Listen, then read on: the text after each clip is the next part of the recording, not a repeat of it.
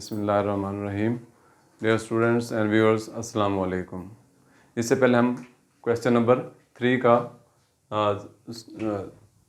6 और 5 और 6 पार्ट हम कर रहे थे। अब हम 7 और 8 पार्ट हल करना सीखेंगे। सवाल वही है क्वेश्चन नंबर 3 जिसमें लिखा हुआ था reduce the following rational expressions to the lowest form. आपने रेशनल एक्सप्रेशन को उसकी छोटी से छोटी शक्ल में लिखना है। क्वेश्चन नंबर पार्ट 7 देखें। आपका क्वेश्चन लिखा हुआ है 64x की power 5 minus 64x over 8x² plus 8 into s plus 2। आपने फैक्टराइज करने के जो असूल हैं उनको जहन में रखना है, तो उसको फॉलो करना है। सबसे पहले जब भी आप फैक्टराइज करें किसी भी क्वेश्चन अलजेब्रिक एक्सप्रेशन को, उसमें सबसे पहले कॉमन देखना है।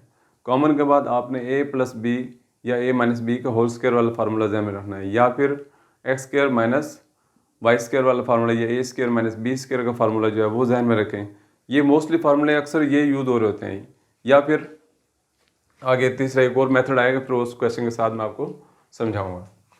ये साथ साथ आप कॉन्सेप्ट देखते जाएं, क्वेश्चन को कैसे हल करते हैं।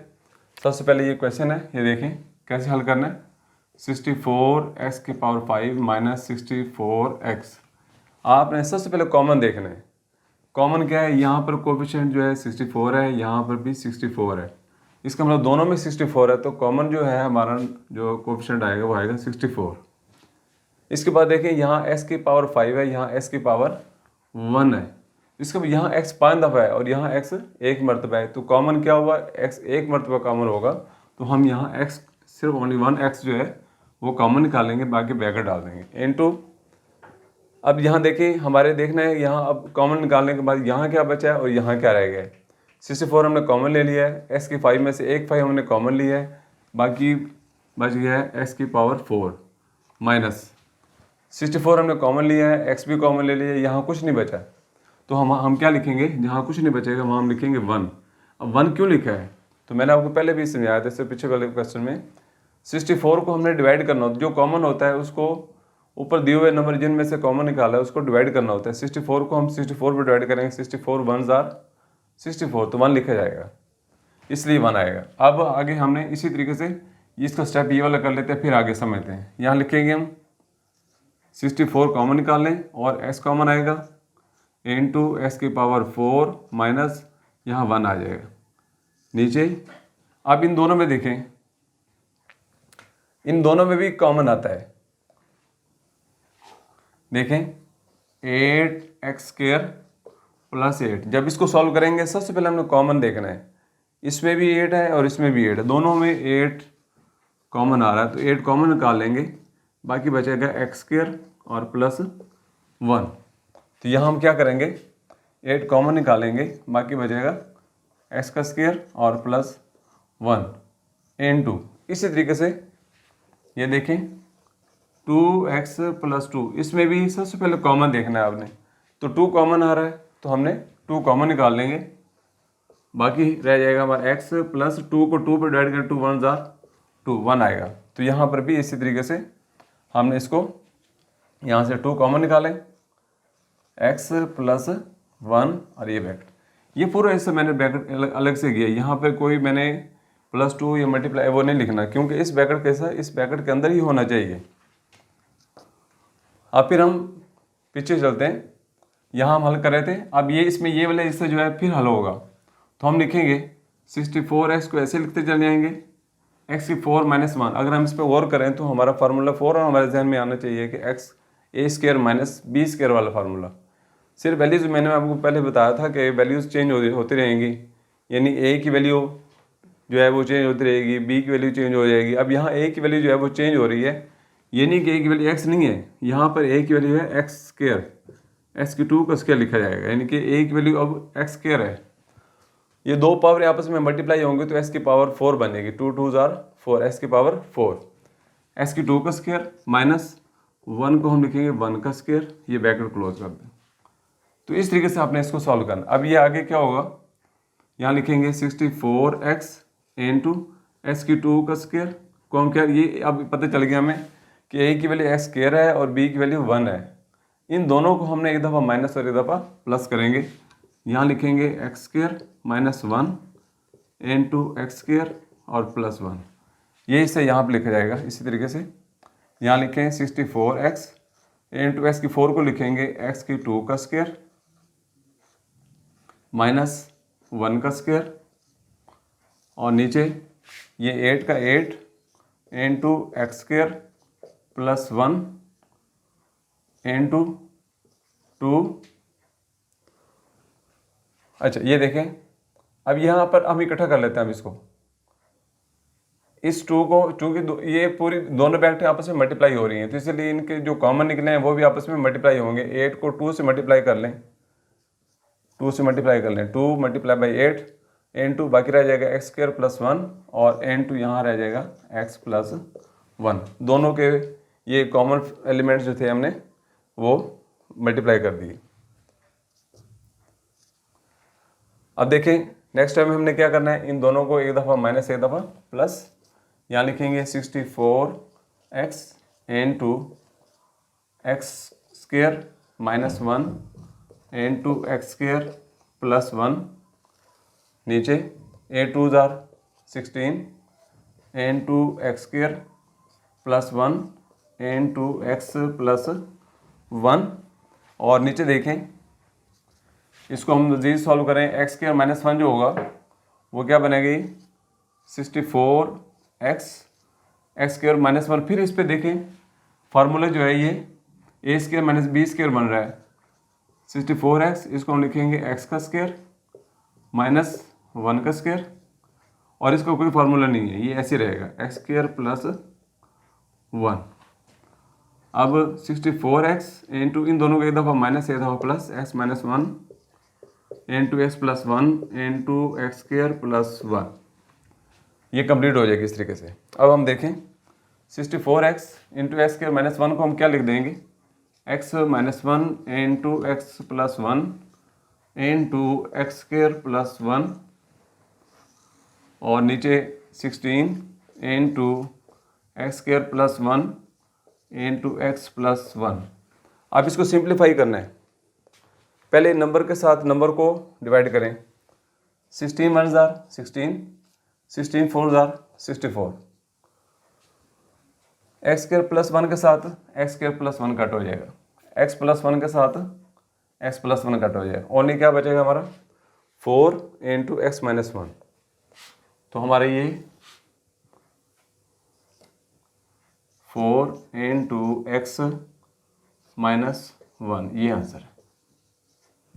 ठीक है जी, इसके बाद आगे ये स्टेप आपने करना है आप लास्ट में, तो इस तरीके से आपका क्वेश्चन ये कंप्लीट हो जाएगा। तो इस तरीके से आपने सॉल्व करना है। तो आपने देखा इस फार्मूले में, इस क्वेश्चन में भी a स्क्वायर - b स्क्वायर का फार्मूला जो है वो बार बार यूज़ हुआ है। अब नेक्स्ट क्वेश्चन पे आ जाएं, पार्ट नंबर 8। यहाँ पर ये बड़े इंपॉर्टेंट सवाल है, सवाल को देखना है। मैंने शुरू में आपको कहा था कि आपको जैसे दोस्तों के नाम देखकर पता चलता है कि ये मेरा फलां दोस्त है, इसी तरीके से क्वेश्चन को देखना है, और क्वेश्चन देखने के बाद आपको क्वेश्चन की कंडीशन का पता होना चाहिए कि इस पर कौन सा फार्मूला यूज़ हो रहा है। आप देखें यहाँ पर इसका स्क्वायर पहले से बना दिया है, यहाँ पर स्क्वायर नहीं बना हुआ है, ये एक्स का स्क्वायर लिखा हो, यहाँ पर ये समझिए ए की वैल्यू है, ए का स्क्वायर है। यहाँ पर भी a स्क्वायर - b स्क्वायर का फार्मूला अप्लाई किया हुआ है, तो यहाँ a की वैल्यू हम खुद बनाएंगे, 9 को लिखेंगे हम 3 और x की 2 को लिखेंगे x, 3x का होल स्क्वायर। यानी अगर हम इसका स्क्वायर को ख़त्म करें, 3 का स्क्वायर लेंगे तो 9 बन जाएगा, x का स्क्वायर लेंगे तो x का स्क्वायर बन जाएगा, तो ये 3x का स्क्वायर बन जाएगा। ये a की वैल्यू हमारे बन गई 3x।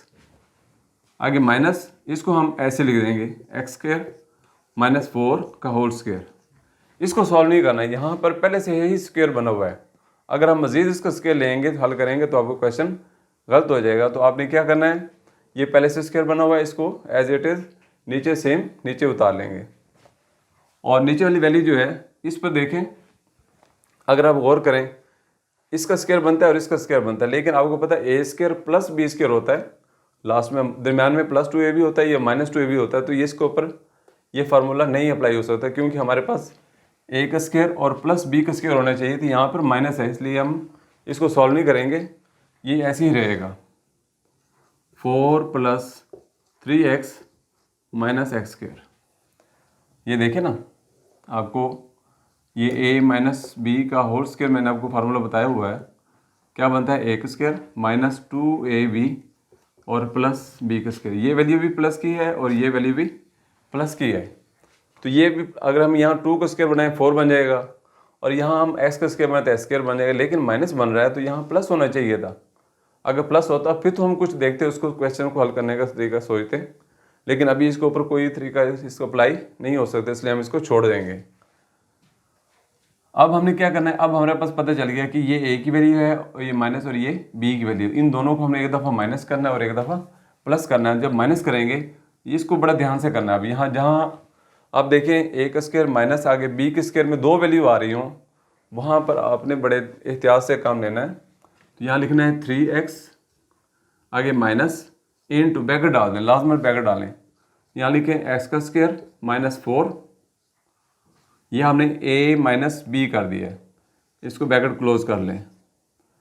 फिर नेक्स्ट ब्रैकेट में आ जाए। अब करना है हमने a प्लस बी, a की वैल्यू हमारे पास है 3x, अब प्लस का साइन डालेंगे, फिर ब्रैकेट डाल दें और फिर लिखें x का स्क्वायर माइनस 4 और ये।